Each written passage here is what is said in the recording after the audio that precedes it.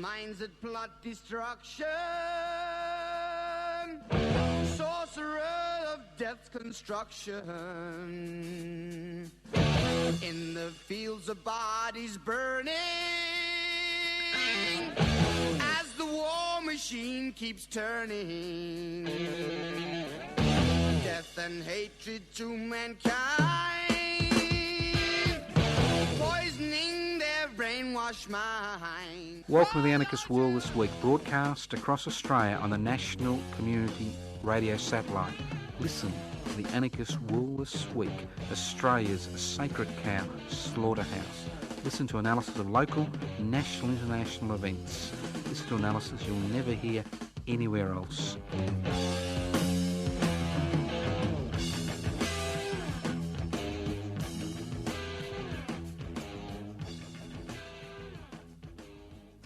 Welcome to the Anarchist World This Week, broadcast across Australia on the Community Radio Network. My name's Joseph Toscano. I'm hosting today's program. That's right, the Anarchist World This Week on your local community radio station and a few other radio stations that are not affiliated with the Community Radio Network. So the ideas are getting across the country. So what's an anarchist? An anarchist is somebody who believes in a society without rulers, not without rules, without rulers. And obviously, as we're all tainted with original sin, if we didn't have rulers to tell us what to do and push us around and tax us and all those wonderful things, we'd all be raping and killing and stealing from each other, wouldn't we? That's why we needed the Ten Commandments, because we're all tainted with original sin because of the... I sound like one of those Bible-bashing morons, but I just thought I'd make a bit of a joke about it. So how do you create a society without rulers? You create a society without rulers by devolving power. And what does the word devolve mean? It means by including as many people possible in the decision-making process, including the people the decision affects in the decision-making process, and then appointing or electing delegates to coordinate those decisions that are local, regional, national, and possibly even international level. A society where wealth is held in common and used for the common good. Motherhood statements, motherhood statements. Everybody who recoils in horror at the word anarchism or anarchy doesn't really understand what it's all about. It's about creating a society without rulers. When you see President Donald Groper, signing pieces of paper with a plomp, you realise what rulers can do. Okay, let's move on. Now, today, I'd like to start off by terrorising the people of Australia. You like that word? Terrorising. And how I'm going to terrorise them? I'm going to talk about checks and balances. Now, we like to think we live in the greatest country, the greatest nation-state in the history of the human race on planet Earth, if not the galaxy or the universe. That's what Australians like to think. Now, I think most Australians would be surprised at how few constitutional checks and balances exist in this country. Checks and balances. Now, my President Donald Groper, and I did have somebody email me saying I should stop using it, the word groper. It happened 11 years ago, but that's another story. I will continue. I can't bear using the T word. I can use the C word, corporations, but not the T word. So President Donald Groper, he can sign all the executive orders he wants to. But unfortunately for the Groper, unfortunately for the little emperor, a significant number of checks and balances have been incorporated in the United States Constitution to protect citizens, and the key word is citizens, from the arbitrary exercise of state power. So the Groper can, with flourish, sign all these executive orders, but there are checks and balances in the system to prevent a president acting as an emperor or a dictator. Now, I think most Australians would be shocked to learn, although there is a constitutional right to free speech in the United States Constitution, there is no constitutional right to free speech in the Australian Constitution. We're told, we've got free speech. We don't have free speech. We only have an implied right to discuss political matters that comes into force during an election campaign. I mean, the High Court judges had to think hard and long about that one because they finally came to the decision that you really can't have free and fair elections if you don't have free speech during that period. So, no constitutional right to free speech in the Australian Constitution. I think the men and women of this country would be horrified to learn there are no constitutional rights which protect the individual from the arbitrary exercise of state power. What does that mean? That means the state, through the government of the day, can basically do whatever it likes to individuals and groups of people because there are no protections in the Constitution. The Constitution is the book of rules which regulates how this country functions. And that's why so many rights and liberties have been removed from the statute books in the last decade, or 15 years, to protect us from terrorist attack. Almost every day, parliamentarians pass legislation that strips away our rights and liberties, and you'll like this, to protect our rights and liberties. Few Australians seem to see the irony in this. There is nothing, nothing, nothing, zero, zilch, nil, in the Australian Constitution, a document which primarily regulates the relationship between the states and the federal government to prevent a government with a majority in both houses of parliament from jailing redheads indefinitely because they are a perceived threat. They are a perceived threat to national security. Now, if you think I'm picking on redheads because of Pauline, no, it's Julia. Okay. Now, this couldn't occur in the United States because of the constitutional protections citizens enjoy.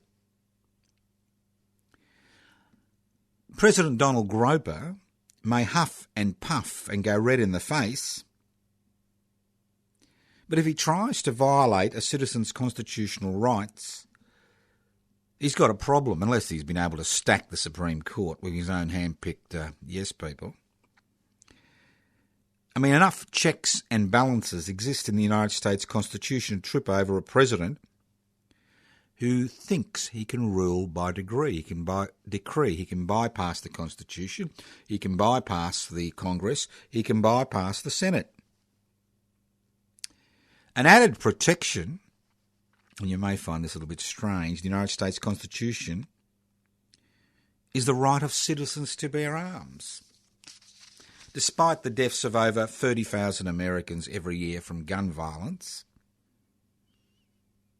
many in mass massacres, there is little appetite to curtail this right in the United States. The right to bear arms grew out of the revolutionary struggle during the American War of Independence in the 1770s. Armed citizens' militias formed the backbone of the independence movement. The right to bear arms is just one of the many mechanisms that United States citizens can exercise to ensure a government thinks twice before it tries to impose by decree or legislation an unpopular legislative agenda. So, when you compare the United States Constitution with the Australian Constitution, it's comparing apples and oranges. Now, obviously, rights that are enjoyed by the United States citizens under the United States Constitution are only extended to citizens. They're not extended to the rest of the world. We see the United States act, illegally across the world. They're not extended to illegal immigrants and refugees, even green card holders, and many minority groups in the United States. Just in case you think we extend favours to constitutional favours to asylum seekers, think again. The High Court of Australia decided nearly a decade ago the Australian government could legally detain asylum seekers for life despite any charges being laid or any court proceedings being held. We've had situations where asylum seekers have been jailed for up to a decade in this country. I mean, we could, if we wanted to, that's if Parliament wanted to, and looking at the recent opinion polls, it's always a possibility, we could constitutionally introduce a ban on Muslim migration today, if a majority of members in both houses of federal Parliament passed the necessary legislation. Remember, Australia was founded on the White Australia principle, and race played a central role in Australia's immigration policies until the mid-1970s. It happened then, it could happen again. So think about it. Checks and balances. And this is what we talk about as an anarchist. Checks and balances. Devolving power. Now, some megalomaniac like me, Joseph Toscano, gets his hands on the levers of power and rules by decree, I could do anything. As long as, the state apparatus kind of supported me. And there are ways, as we see dictators use the state apparatus to extend their fantasies, put their fantasies into action, whether it's the final solution or whatever, the Pol Pot experiment. There they are, tens of thousands, hundreds of thousands, acting on their instructions. So the more you centralise power, the greater the ability of an individual to do incalculable harm. The greatest terrorist atrocities that have committed in the history of the world have been committed by nation states. They've been committed by centralised authorities. Obviously, individuals and movements have also been involved in terrorist atrocities, but compared to what happens when a nation state is captured by a tiny minority for a specific political, social and cultural agenda, as we saw in Nazi Germany and as we saw in Turkey during the Armenian genocide in, I think it was 1916 or 1716, you can actually see what happens when the state puts its mind to exercising power.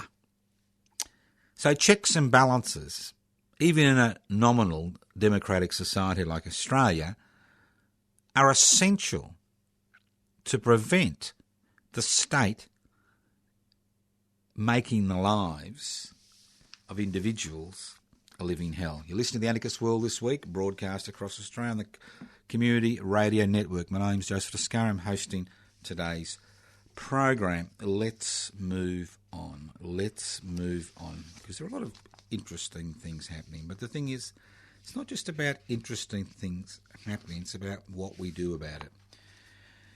Now, just in case you've been overwhelmed by all this, and you live in the city of Melbourne, or regional Victoria for that matter, or maybe even Darwin, and you've heard of the man Richard Tate, T-A-T-E.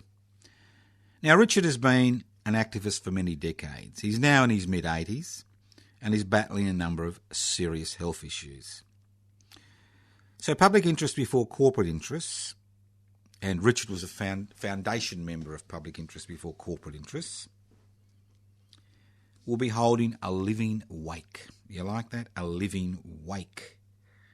At midday on Saturday the 11th of February. To tell Richard, to his face, how much we appreciate all his efforts. That's right, a living wake. What's the point of having a dead wake? You know, you haven't got the person there to respond. It's not a roast, it's a living wake. It'll be held at midday, Saturday the 11th of February. It'll be held at the the function room at the Food Star All You Can Eat restaurant. You like that? All you can eat. Just what I say beast people need to go to a Food Star All We Can Eat restaurant. There's both an Asian and Western menu, I've been told. It's at 315 Nepean Highway in Frankston. So as you drive into Frankston on the left-hand side, it's there. If you get to the tall 10-storey tower, you've missed it. It's before that, okay? You can't miss it. There's a lot of gaudy signs, just what you expect from All You Can Eat. But the great thing about it is the cost. $12.50 for seniors and $14.50 for non-concession holders. Now, just turn up. You don't have to book. You don't have to ring anybody. Just turn up. When you get there, there'll be somebody there to show you where the function room is. Booking's not necessary. We don't want you to book. Just turn up on the day. If there are too many people to honour Richard at his living wake, Richard Tate at his living wake, well, we'll spill out into the streets. Okay, so just turn up. Great afternoon. Great way not just to meet Richard Tate, but meet like-minded people, members of public interest before corporate interest, radical activists from across the city of Melbourne. And if you're visiting from interstate, pop in. Good way to meet activists. 315 Nepean Highway, Frankston, this Saturday, midday sharp. And why midday sharp? Being an all-you-can-eat restaurant, you know what it's like. You know what it's like. If you turn up late, there may not be much to pick from. Okay, listen to the Anarchist World This Week, broadcast across Australia on the Community Radio Network. Well, we've talked about checks and balances, and a few other things we should talk about include a little comment I heard yesterday, or was it the day before, and it was a very telling comment. It was a really telling comment. And I heard this Muslim woman who'd been born in this country saying that things had changed. That things had changed, that she felt unsafe leaving her home. That just the act of walking down the street or catching public transport or taking their children to the local public school made her feel unsafe because of the changing cultural, social and political climate in this country. And she categorically stated that this was new. New, N-E-W. She didn't feel unsafe before. She felt part of the community. And now she feels unsafe in this community. So things have changed.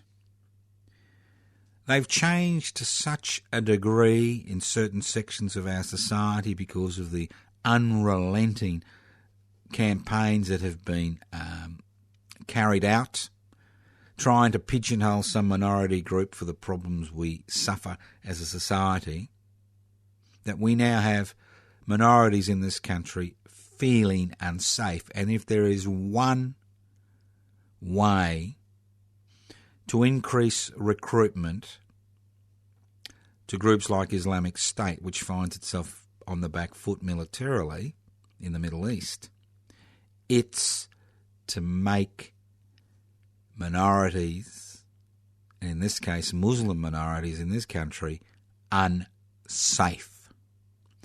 Because in that situation, you turn to other ideas. So it's wonderful, isn't it? Wonderful. And I just noticed too that our good friend well, it can't be always President Donald Groper's fault, wouldn't be his fault. But our good friend, I've noticed that our good friend has, said there are all these terrorist acts that have been underreported. And you know why that's out there for?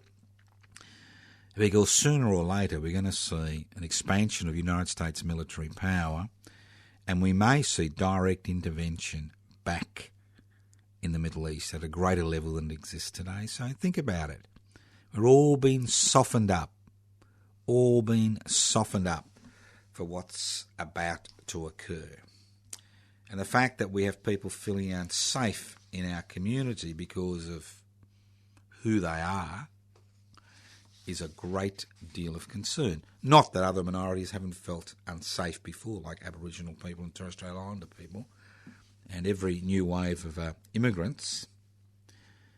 But again, this seems to be a little bit different. This is a coordinated campaign from reactionary elements in our society. Talking about reactionary elements, was I pleased to see Senator Corey Bernardi, I think that's his name. I try not to remember these people's names.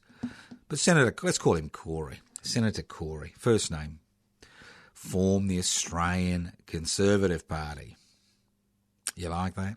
See, the beauty about being a Member of Parliament, you don't need 500 members to set up a political party. You know, as you all know, public interest before corporate interest is slowly gaining a membership base, which we can then use to apply for registration as a federal political party later on this year, and possibly a state political party in Victoria the following year. But if you're a member of Parliament, you can create your own party. Now, the beauty about the Australian Conservatives is we now have a plethora of parties, reactionary parties, either in Parliament or wanting to be in Parliament. And I'll list them off. You've got Liberal Democrats. What a bunch of conservative wankers. Then you've got this new party, the Australian, we won't call them conservatives, they're not conservatives, the Australian Reactionaries. You know, I know a lot of conservatives, these people aren't conservatives. The Australian Reactionary Party, you know, which is going to be funded by our good mate Gina, the woman who holds more wealth in this country than 2.5 million Australians. But that's another story. I mean, we love rich people, don't we?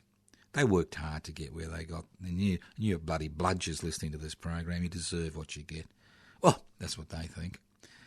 And then we've got this, I think there's an Australian Liberty Alliance. We've got the Rise Up Australia Party. Then we've got Divided Nation. Then we've got the Jackie Lambie Party. And we got the Justice Party, our good old Darren's Party. So on the right, we've got all the plethora of parties. And the beauty about the Australian Conservative Party is these are the intellectuals. They think of themselves as the intellectuals. These are the free traders. You know, the reactionary free traders. So let's see how far they get. I don't think they'll get anywhere.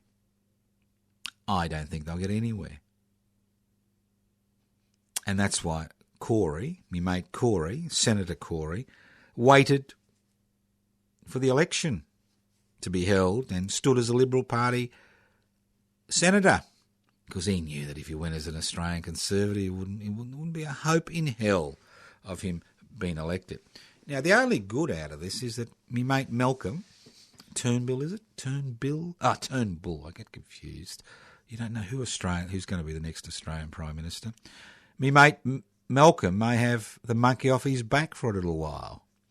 Well, I don't think so, because Corey's just the tip of the iceberg, the reactionary iceberg in the Liberal Party, because historically, the Liberal Party, which was formed after the Second World War, was a coalition of liberals and conservatives, people who were economic liberals and who were social conservatives. And there's always been this friction in the Liberal Party between the Liberals and the Conservatives, and it'll be interesting to see if the Australian Reactionary Party, aka the Australian Conservatives, gets off the ground as a viable political entity, in which I doubt, irrespective of the amount of money Gina pours into the party.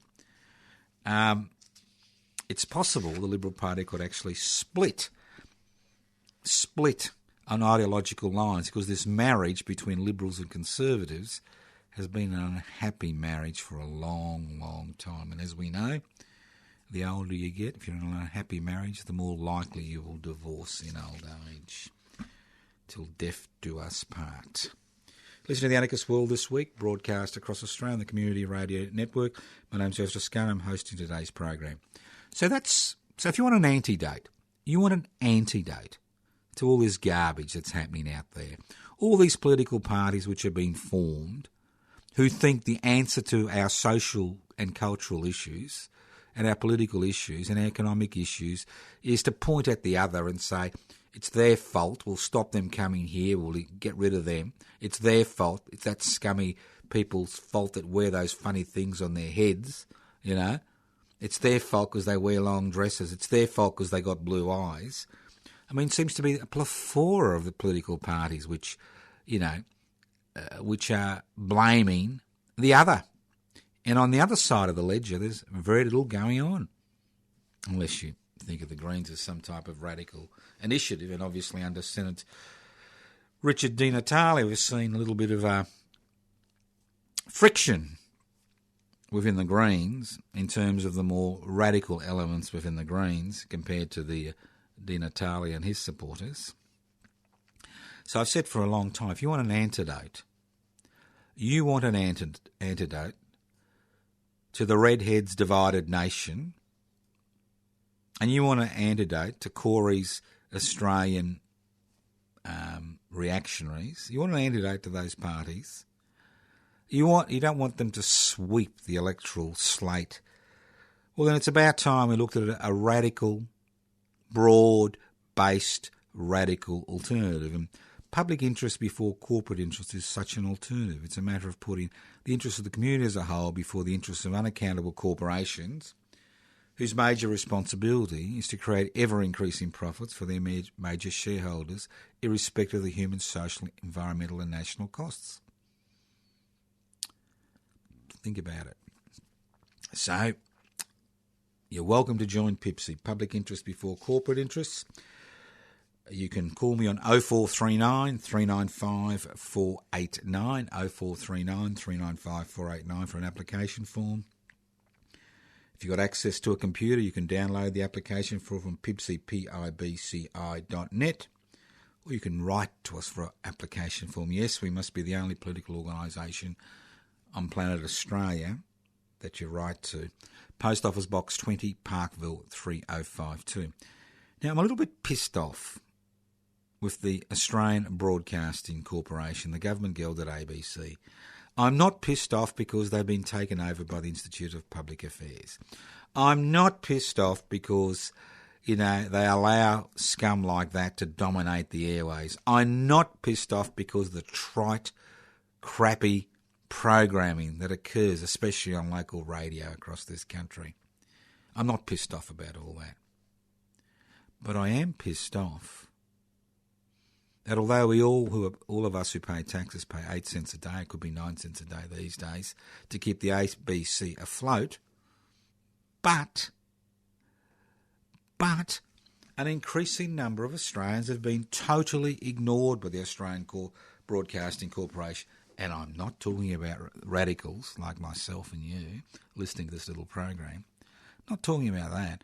I am talking about all those people who, for whatever reason, don't use the net. Who've made a principled decision not to use the net, who don't want to learn about the net. And we're talking about 35-40% of Australians. Because they say to you all the time, go to the net, look at it. No telephone numbers, no postal addresses, just go to the net. Competition, go to the net. New recipe, go to the net. Have a look at it. A load of crap. I mean, they're supposed to be there for all Australians, not just those who have decided to use the World Wide Web. Give us a break. Listen to the Anarchist World This Week, broadcast across Australia via the Community Radio Network. This program is podcast.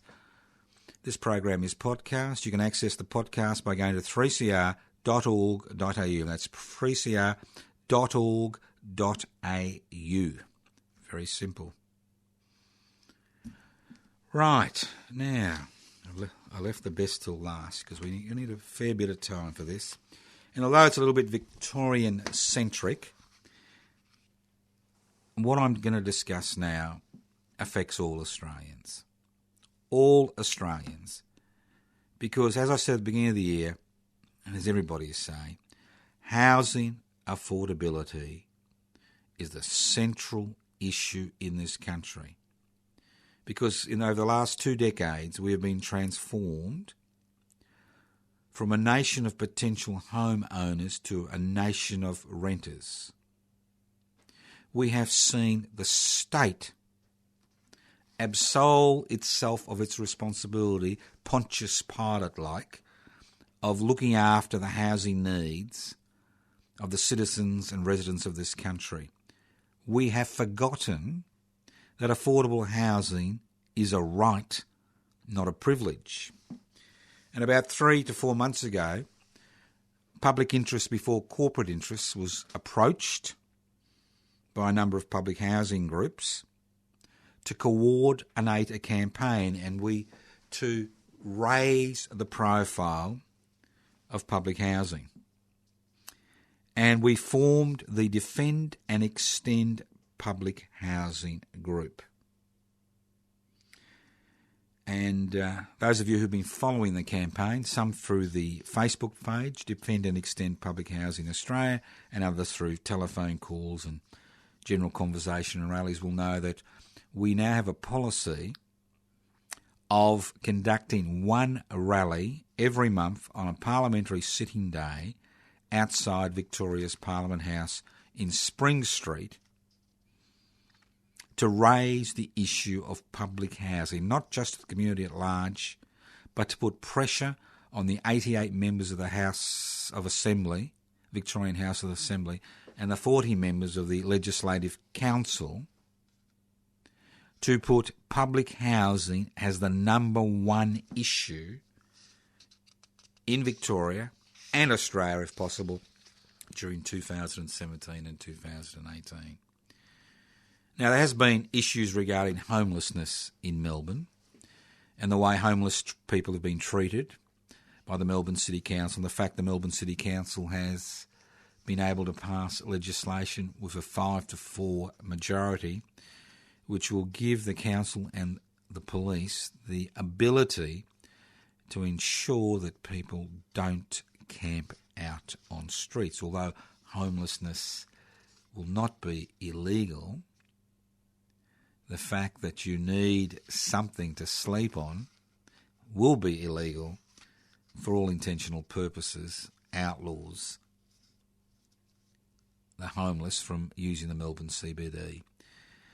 Now, we all know that this is a political problem. This is a political problem that just does not affect local councils. This is a political problem which affects state government and federal government.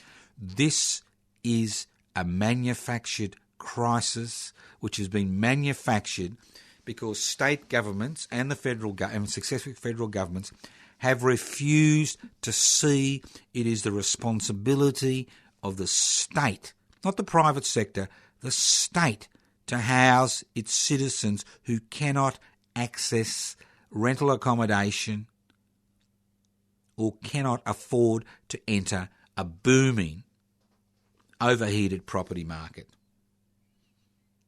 Now, historically, housing crises have occurred during depressions. In the 1840s, and again I'm familiar with Victoria, in the 1840s, people were starving in the streets because of an economic collapse. In the 1890s, the problem, in inverted commas, the problem of homelessness became so acute, and anarchist groups which were around in the 1890s in Melbourne were very vocal, were involved in the homeless struggle, the homeless struggle became such a key issue that the government opened up land in the Dandenong ranges to the homeless. And if you were willing to go to the Dandenong Ranges and clear 5 acres and put a tent up, that 5 acres became yours. And that's how they resolved the homeless problem in the 1890s. But this was during Depression. We are now still in a booming economy. And in a booming economy, we find ourselves in a situation where homelessness and access to housing is becoming an increasing issue for an increasing number of Australians, an increasingly important issue.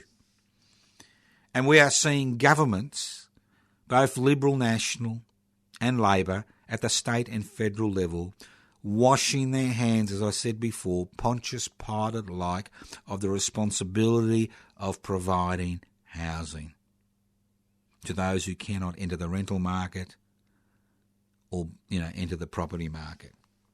And this state of affairs has occurred because of a number of political decisions, a number of legislative options which have been put forward, which allow those with disposable income to invest in the housing market, artificially drive up housing prices, and receive a government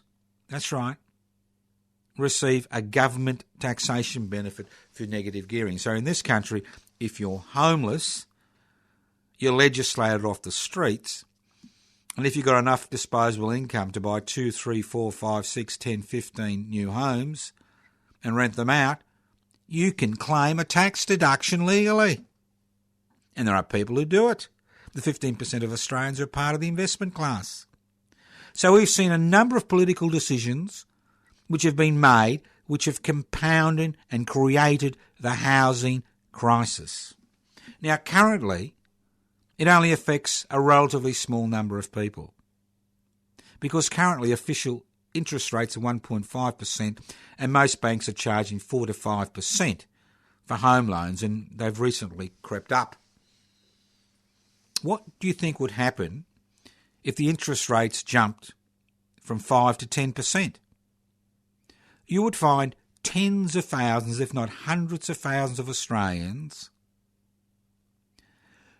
who would find themselves in a great deal of difficulty. A 10%, a 5% interest rate on a $250,000 mortgage, which is very small mortgage these days. Most mortgages are over $500,000 because property prices have just escalated in the last 3 to 4 years. A 5%, right, would be $12,500 interest. If it goes to 10%, that's $25,000. That's $50,000 for a $500,000 loan. That's $1,000 a week. Just paying the interest, not even paying off the capital. Think about it. So we are on a knife edge. Each and every one of us, except those people who own their homes outright, and that's only about 30% of Australians, about 27 currently, are going to be in for a very, very rough landing. So the Defend and Extend Public Housing campaign is not just about homelessness. It's not just about rents. It's not just about first home buyers. It's about everybody who is not an investor, everybody who doesn't have the luxury of being able to own their own home. It is a campaign that incorporates most Australians. So Defend and Extend Public Housing. What's the strategy? What is the strategy? Now, on Wednesday, that's today, Wednesday, the 8th of February, we'll be outside Spring Street, Parliament House in Victoria to hold a Defend and Extend Public Housing rally. This is the third rally we have held. The first rally was held in November, then December, and now February. And we try to hold the rallies on parliamentary sitting days to put pressure on the 88 members of the Legislative Assembly in Victoria and the 40 members of the Legislative Council. Because the solution to homelessness and the solution to housing affordability is not criminalising people, is not increasing interest rates, it's not giving investors, tax breaks. the solution lies in an increase in the public housing sector. Now, housing affordability, as we all know, is a critical issue in Australia today. And over the past 2 decades, we have seen state and federal governments pursuing a policy of privatising public housing. I mean, Defend and Extend Public Housing was formed 3 months ago to ensure the case for public housing was at the forefront of the housing affordability debate. In a nutshell, it's very simple. I mean, things are not complex. We're told everything is so complex. We're told homelessness is complex. It's complex. It's complex. Bullshit. Or fecal material emanating from the anal orifice of a male cow. In a nutshell, the greater the number of public housing units built and maintained by state and federal governments, the greater the downward pressure on rents and the greater the ability of first home buyers to enter the markets, because decreasing rental revenue will force property investors who rely on rental returns and capital gains to divest themselves of their rental properties at reduced prices. Simple. So what is an inside-outside campaign? Because we are conducting a classical inside-outside campaign. An inside-outside campaign is a campaign that targets parliamentary representatives, at the same time building a direct action mass movement which increases the pressure on parliamentary representatives to make legislative changes. There's nothing radical about an inside-outside campaign. It's really a waste of my time that I have to be joint convener of the Defend and Extend Public Housing campaign. This is the type of campaign where we should be seeing Conservatives and Labor Party people and Green people supporting, pushing, initiating. But we don't see it. It's left to the radical elements of society to raise this central issue.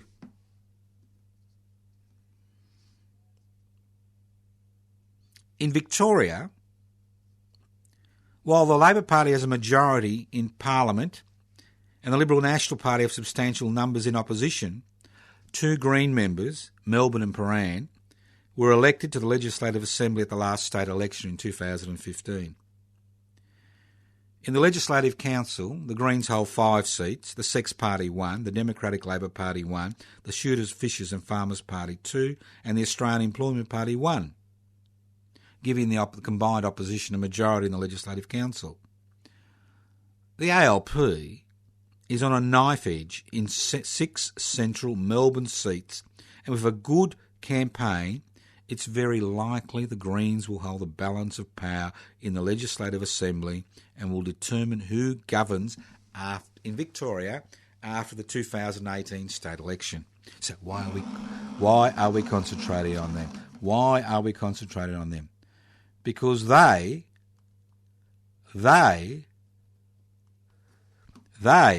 have the ability to change the legislation. This is not a revolutionary campaign. This is a moderate campaign which is about forcing governments to take into account public angst and discord regarding housing affordability and increasing public housing stocks. It's simple. The Inside campaign is directed at forcing the Labor government in Victoria to abandon its current housing policies and replace them with public housing friendly policies. Now, the Victorian Greens, unlike some other Green parties, have a clear policy of promoting and supporting public housing. The Inside campaign is directed at targeting the ALP government to change its public housing policy.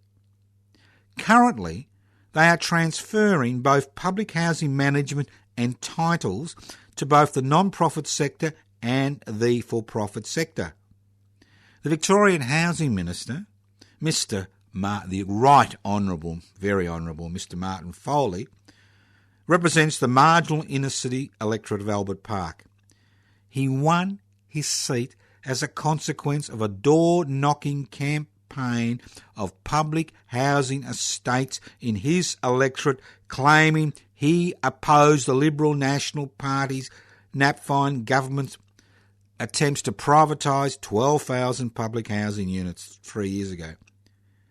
His parliamentary seat is particularly vulnerable because an increasing number of public housing tenants believe they were lied to in the last state election in Victoria. This campaign is centred around holding, defend and extend public housing rallies on the steps of Parliament House till the next state election in November 2018. We will not go away. This campaign will expand as the need for public housing becomes more and more and more apparent to more people. This is a long-term campaign. This is a moderate campaign. This is a winnable campaign. Because if there's one thing the Australian Labor Party can do is it can count. Well, it used to be able to count. And they know they have 6 vulnerable inner city seats which could go to the Greens at the next state election. And all these inner city seats in Melbourne, whether it's Richmond or Flemington or Williamstown or Albert Park or Northcote, and the list goes on, or Essendon, all these vulnerable inner city seats have significant public housing estates. And the beauty of living in public housing is not just the fact that rents are 25% of income if you're on some type of government support, but the fact that you've got housing security, the fact that a landlord can't give you 120 days notice and tell you to vacate without giving a reason. Security is the key. The fact that you can send your kids to the same school, that you can build up friendships, that you can be part of a community. So what's the great Victorian Andrews-led Labor government doing? Well, obviously they refuse to speak to us. Obviously. We keep inviting them to address the rallies. And there will be one every month. And next year, maybe one every 2 weeks. As we get closer to the state election, if they haven't changed their policies, maybe one every day. We may even set up a permanent encampment on the steps of Parliament House. So, I'd like to thank Terry from Moonee Ponds, because he keeps sending me clips from newspapers which I refuse to read. But this time, he sent me a little ad. And I'd like to read you this ad because it encapsulates the Victorian government's plans to totally destroy public housing as a viable entity in the state of Victoria. Advertisement. Victorian State Government tenders. The Age. Page 30. Wednesday, the 25th of January 2017. DHHS. Invitations for Expression of Interest Social Housing Pipeline Program. The Victorian Department of Health and Human Services is seeking expressions of interest from the social housing sector and private developers to participate in potential joint venture property development. The Victorian Social Housing Pipeline Program seeks to establish an innovative partnership approach to enable the delivery of affordable mixed tenure housing on vacant state-owned land across Melbourne and regional Victoria. The DHHS will leverage vacant land owned by the Director of Housing to enable new social housing to be developed by the private and not-for-profit sectors, alongside the development and sale of private dwellings. The 3-year program will start with a pilot scheme on 52 vacant sites extending from Melbourne's western rear suburbs to Geelong. Expressions of interest close at 5 p.m. on Friday, the 24th of February 2017. There it is in a nutshell.